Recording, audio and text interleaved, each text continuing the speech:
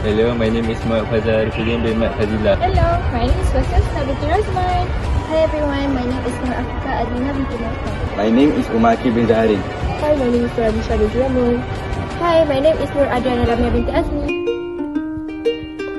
First and foremost, as we all know, English has been the primary language used in spreading information on the latest updates of science and mathematics world, or in short, the STEM field. Therefore, teaching of maths and science in English will give a great opportunities to the students in finding their research materials as well as a preparation for them before pursuing their studies at higher level.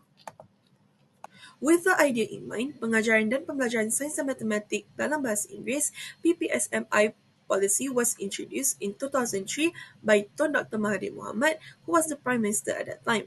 This policy was exclusively introduced for the Year 1 and the Form 1 students. However, after 10 years, this policy was abolished after failing to achieve its target. There are few factors that fueled to this abolishment. One of them is the inability of students to catch up the lessons taught in classroom and the underexperienced teacher in teaching subjects in English. Now, let's look at the case study that highlights the consequences of poor planning, the PPSMI policy. PPSMI, introduced in 2003, aimed to improve student English proficiency in science and mathematics to enhance their access to global knowledge. The Ministry of Education supported the policy by providing textbook, activity books, and teacher guides. Plans were also made for teacher training to ensure preparedness. However, despite this effort, PPSMI faced significant challenge. One major issue was its impact on rural students. Since many rural students predominantly spoke their mother tongue, they struggled with listening in English, creating a performance gap between urban and rural areas. Teacher preparedness was another problem. Only 8% of teachers were confident teaching in English. Many resorted to using Bahasa Melayu, and only 58% of teaching time adhered to the policy. Additionally, there was a shortage of English proficiency teachers, especially in rural areas. This lack of a support, combined with the insufficient monitoring, undermined the policy's effectiveness. Culturally, PPSMI was criticized for undermining the status of Bahasa Melayu, violating Article 152 of the Federal Constitution. Ultimately, this issue led to the policy being replaced by MBMMBI, which aimed to balance Bahasa Melayu and English proficiency. In conclusion, the failure of PPSMI highlights the importance of proper planning. Weak planning, inadequate teacher training, and a lack of support and monitoring were the main reason it could not achieve its goals. This case underscores how critical it is to plan effectively, especially when implementing policies that impact education and society. Next is organizing and dual language program implementation.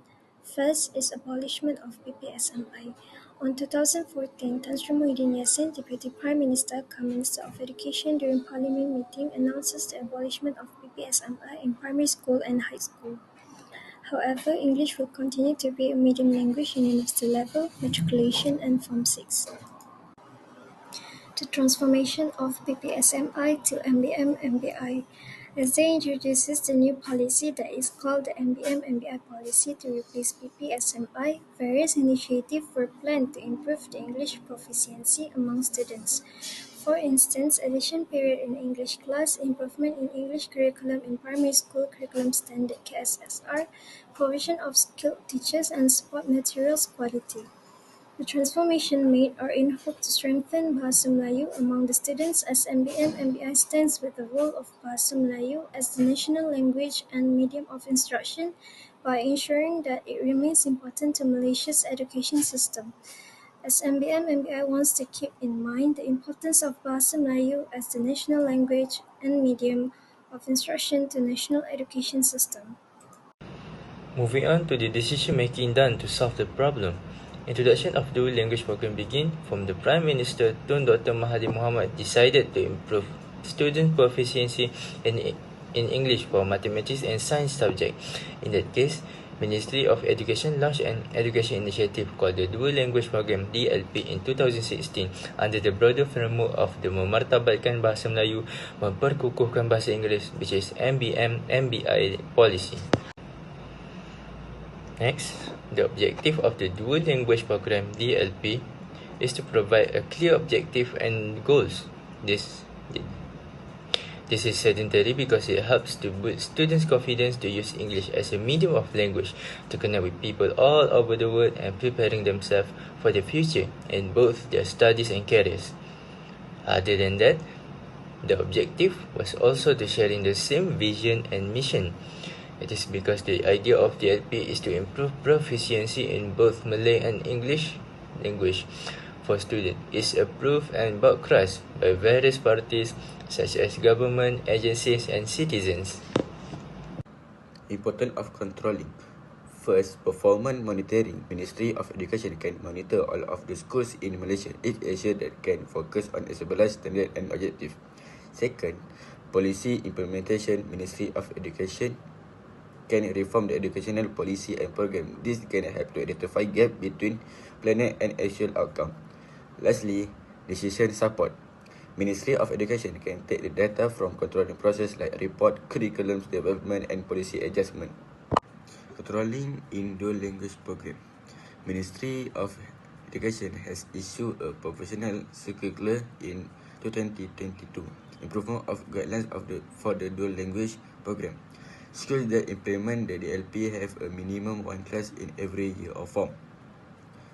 Other than that, schools have gotten the permission for the DLP to be used in PDP for the subject mathematics and science at the elementary schools. For upper form at high schools, they use DLP for the subject biology, chemistry, physics and additional mathematics.